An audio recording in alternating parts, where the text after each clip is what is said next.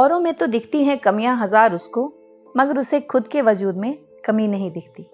नमस्कार दोस्तों, एक चित्रकार बड़ी ही अच्छी पेंटिंग बनाता था। एक सुबह एक सुंदर सी तस्वीर बना के उसने शहर के बीचों बीच में टांग दिया और नीचे लिख दिया, जिसे भी इस तस्वीर में कोई कमी नजर आए वहां निशान लगा दे। शाम में जब वो वापस चित्र के पास आया तो उसे काफी निराशा हुई। पूरी चित्र में निशान भरे हुए थे।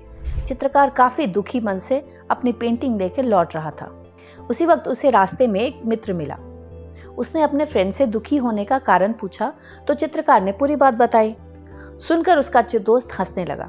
बोला, इतनी सी बात, कल एक नई पेंटिंग बना के लाओ और उसके नीचे ये लिखकर फिर से वहीं टांग देना। पेंटर ने वही किया। नई पेंटिंग बना के उसके नीचे कुछ लिखा और फिर से वहीं टांग करके चला गया। शाम में जब वापस आया तो शॉक रह गया। उस चित्र में एक भी निशान नहीं था। उसे समझ आ गया था कि यह सब उस वजह से हुआ जो नीचे लिखा था।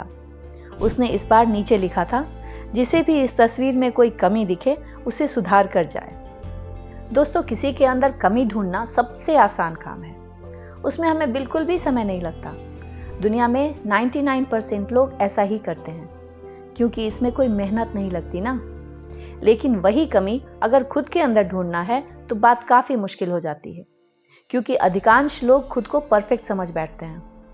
हमें दूसरों की कमियां तो तुरंत समझ में आ जाती है, लेकिन खुद के अंदर वही कमी नजर नहीं आती।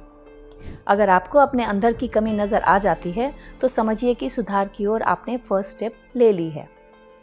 लेकिन सिर्फ अपनी गलती को पहचान लेने से बात नहीं बनती। बात तब बनती है जब हम सेकंड स्टेप लेते हैं, यानी उस गलती को सुधारते हैं।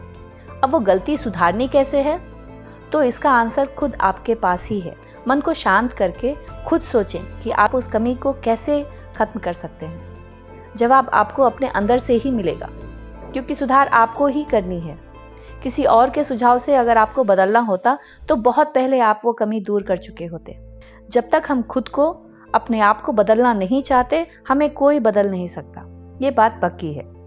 तो सबसे पहला स्टेप है एक्नॉलेज करना कि हाँ, मुझ में ये कमी है, ये बुराई है, एक्सेप्ट इट। दूसरा स्टेप है खुद से वो तरीका ढूंढना कि कैसे उससे छुटकारा मिल सकता है, कैसे हम अपनी उस बुराई को, उस कमी को दूर कर सकते हैं। जब आप सॉल्यूशन ढूंढ लेते हैं तो अब उसे एक पेपर पर लिख डालिए। हर दिन सुबह सुबह अपने डिसीजन को आपको पढ़ना है और खुद को याद दिलाना है कि आपको अपने अंदर की उस बुराई को दूर करनी है। दिन में 3-4 बार उसे पढ़ें और डिटरमाइंड रहें। खुद को स्ट्रांग बनाएं कि आप अपनी गलती को, अपनी कमी को सुधार करके ही रहेंगे।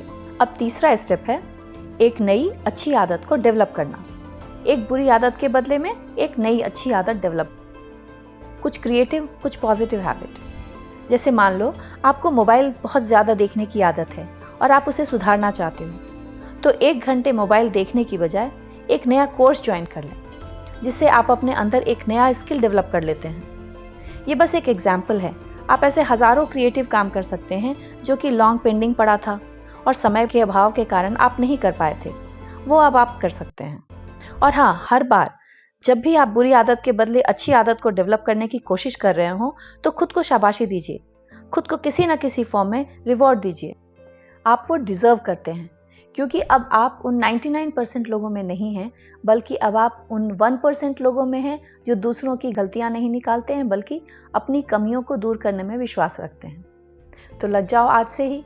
तो दोस्तों, आप कमेंट में लिखें कि आप अपनी कौन सी बुरी आदत को छोड़ना चाहते हैं और उसके बदले किस नई आदत को आपने अडॉप्ट किया है या अडॉप्ट करना चाहते हैं, ताकि उससे दूसरों को भी मोटिवेशन मिले ऐसा करने के लिए। अगर आपको ये वीडियो अच्छी लगी हो तो इसे लाइक और शेयर करें और चैनल को सब्सक्राइब ज़रूर करें, ताकि ऐसे ही मोटिवेशनल वीडियोस मैं आपके लिए लाती रहूं। अंत में फिर यही कहूँगी, हर दिन बस थोड़ा अच्छा बनने की कोशिश करो, जिंदगी बदल जाएगी।